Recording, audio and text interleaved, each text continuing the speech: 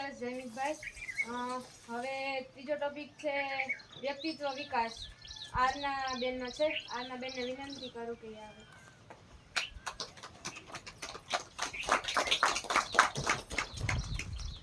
સૌને મારા જય શ્રી કૃષ્ણ. મારું નામ પટેલ આરના. સાધુ શિલ્પમાયુક્તમ પસ્તુ સાધયઃ સદા સદા સર્વધારઃ પ્રદશેતિ ત્વમ ભાગયઃ વંદનસ્યતુ. One who is always endowed without good character and virtues is always successfully. Such a person opens all doors of fortune and is free from bondage. તો મારો ટોપિક છે વ્યક્તિત્વ વિકાસ. આપણે બે બાબતો જોઈ કે વ્યક્તિત્વ અને વિકાસ. હવે આપણે જોઈશું વ્યક્તિત્વ વિકાસ. વ્યક્તિત્વ એટલે પોતાની જાતને ઓળખવાની એક ભાગ એટલે વ્યક્તિ, અને વિકાસ એટલે બદલાવવું વૃદ્ધિ. આજે કરતા કાલે વધારે કઈ રીતે સારું કરવું એટલે વિકાસ. હવે આપણે જોઈશું વ્યક્તિત્વ વિકાસ. વ્યક્તિત્વ વિકાસ એટલે મને જે ક્ષણે ખબર પડે છે કે આ મારું વ્યક્તિત્વ છે, તે ક્ષણે પણ ખબર પડે છે કે મારી વ્યક્તિત્વમાં અમુક બાજુઓ સબરી છે અને અમુક બાજુઓ નબળી. એટલે આપણે જેટલા ક્ષણ છે ક્ષણે આપણે ખબર પડે કે આ મારું વ્યક્તિત્વ વિકાસ છે. તો એ વ્યક્તિત્વ વિકાસમાં બી સબરી બાજુઓ અને નબળી બાજુઓ આવે છે. તો સબરી બાજુઓ વડે હું આનંદ મેળવું છું, સંવાદિત સાધું છું, મારી જાતને શક્તિશાળી અનુભવું છું. આ સબરી બાજુઓ વિશેષપૂર્ણ પુષ્ટ કરું, એનો મહત્વ સદુપયોગ કરું એટલે થયો વ્યક્તિત્વનો વિકાસ. એટલે આપણે કંઈક કાર્ય કરીએ એનામાં આપણે પોતાને એવું થાય કે આમાં મારે આનંદ આવે છે, અને આપણે કંઈક સારું અનુભવીએ. એ સારી નબળાઈઓ. અને એવી જ રીતે નબળી બાજુઓ છે હું વારંવાર મુશ્કેલીમાં મુકાઉં છું, મને લોકો સાથે કામ પાડવામાં અડચણ થાય છે, મારી જાતને હું કમજોર, નિરાશ અને અક્ષમ અનુભવું છું. મારી આ નબળી બાજુઓ હું જાગૃતિપૂર્વક દૂર કરું, તેનું નામ વ્યક્તિત્વનો વિકાસ. એટલે આ આપણી નબળી બાજુઓ છે કે કમજોર, નિરાશ, દુઃખ, એ બધી આપણી નબળી બાજુઓ છે કે એને હું કેવી રીતે આપણે કંઈક બી કાર્યમાં જે ક્ષણે આપણે એને જાગૃતિપૂર્વક આપણે દૂર કરીએ, તે નબળી બાજુઓ, એને વ્યક્તિત્વ વિકાસ. હવે વ્યક્તિત્વનો વિકાસ એટલે વ્યક્તિત્વમાં છુપાયેલી સંભાવનાની શ્રેષ્ઠ અભિવ્યક્તિ. વ્યક્તિત્વનો વિકાસ એટલે આપણા વ્યક્તિમાં આપણામાં જે છુપાયેલી સંભાવની શ્રેષ્ઠ અનુભૂતિ એટલે વ્યક્તિત્વ વિકાસ. સૌપ્રથમ આ માટે વ્યક્તિને પોતાનો પરિચય જાતે કેળવવો પડે. સૌપ્રથમ આમાં આપણે પોતાનો જ પરિચય કેળવવો પડે. આપણે અન્યનો પરિચય અત્યંત ઉત્સુક હોઈએ છીએ, પરંતુ ખુદનો પરિચય કેળવવાનો ગંભીર પ્રયત્ન કરતા નથી. આપણે બીજાનું જોશું કે આ કેવું કરે છે, પણ આપણે એવું ના થાય કે હું કેવું કરું છું, આ કાર્યમાં હું કેવી રીતના કરું છું.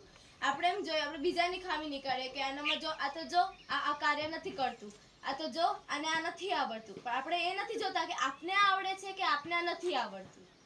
આપણે જાગૃતિનો મોટા ભાગે સમય કોઈ પ્રવૃત્તિમાં વ્યસ્ત હોઈએ છીએ. આ પ્રવૃત્તિ વ્યાવસાયિક હોઈ શકે, સામાજિક હોઈ શકે, રાજકીય હોઈ શકે કે ધાર્મિક હોઈ શકે.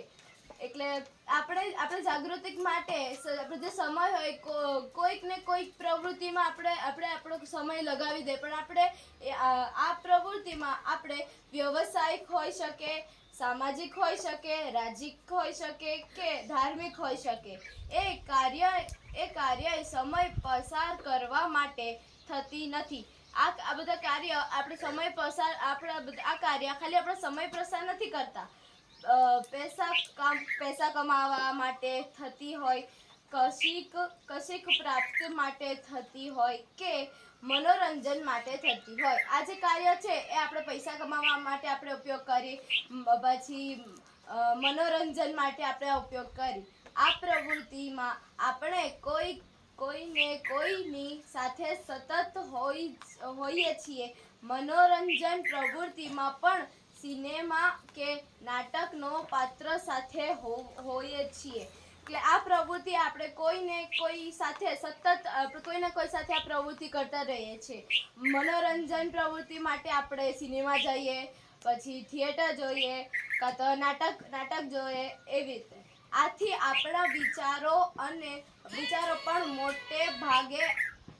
મોટા ભાગે અન્ય લોકો બાબતે જ સવિશેષ હોય છે.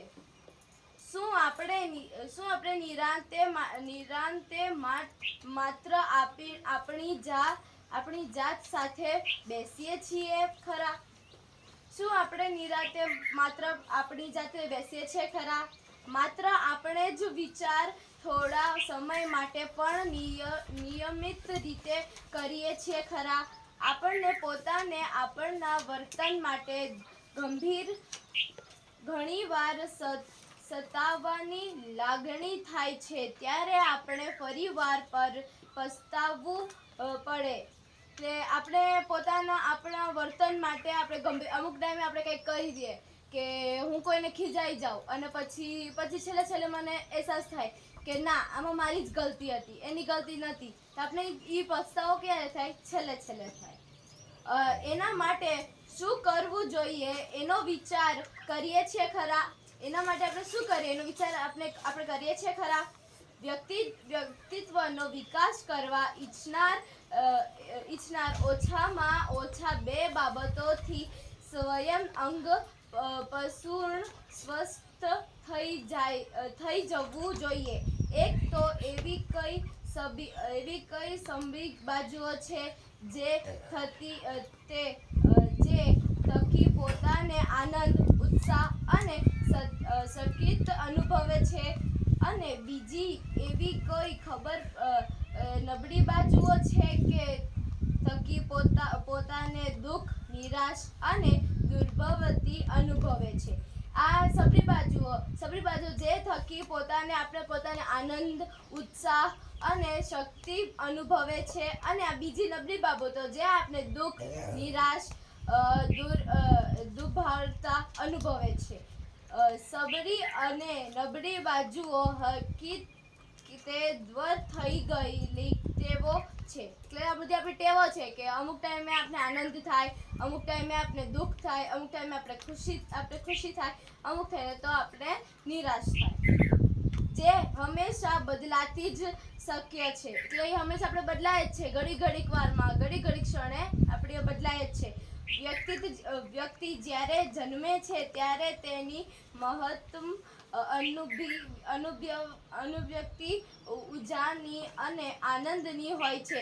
જ્યારે વ્યક્તિ જન્મે છે ત્યારે તેનામાં મહત્વપૂર્ણ અનુભૂતિ, ઉર્જા અને આનંદથી હોય છે. સમયાંતરે કેટલાય ટેવો એને કેળવે છે જે એના સામાજિક સંદર્ભે પૂરી પાડે હોય છે. એટલે પછી જે બાળક જન્મે ત્યારે આનંદથી હોય, મહત્વ અભિવાસી હોય, પણ ત્યારે ધીરે ધીરે મોટો થાય ત્યારે એનામાં નવા સંસ્કારો થાય. એમને ખબર પડે મહેમાનો આવે તો કેવી રીતના રહેવાનું, પાણી કેવી રીતના આપવાનું, જમવાનું કેવી રીતના જમવાનું, એવા સંસ્કાર આવવા માંડે એના. વ્યક્તિત્વ વિકાસવા મથનાર પોતાની સારી ટેવો વિશેષણ કેળવે છે અને ખરાબ ટેવો દૂર કરવાની કોશિશ કરે છે. એટલે ધીરે ધીરે સારી ટેવો લે છે અને જે ખરાબ ટેવો છે આપણી એ બધી દૂર કરે છે. ઉદાહરણ તરીકે, મોટા ભાગની પરિસ્થિતિમાં પ્રસન્નતા જાળવી રાખવી એ એક સારી ટેવ છે, જ્યારે વારેઘડીએ ગુસ્સો ક્યારે કરવો એ એક ખરાબ ટેવ છે. ઉદાહરણ તરીકે મોટા ભાગે પરિસ્થિતિમાં આપણે પ્રસન્નતા જ્યારે રાખવી એ એક સારી ટેવ છે. કઈ બી પરિસ્થિતિમાં આપણે એમ કે ના હું આનું સોલ્યુશન કરી લઈશ, એ એક સારી ટેવ છે. અને જ્યારે વારે ઘડી ગુસ્સો ક્યારેક કરવો એ એક ખરાબ ટેવ છે. એટલે થોડા ક્ષણે ગુસ્સો કરવો એ એક ખરાબ ટેવ છે. મારી જે સારી બાબતો છે તેને હું કઈ રીતે વિશિષ્ટ રીતે અને સમયના સદુપયોગ રીતે કઈ રીતે કરું છું, જ્યારેથી ખ્યાલ થશે ત્યારે વ્યક્તિનો ભક્તિ વિકાસ થશે. ધન્યવાદ.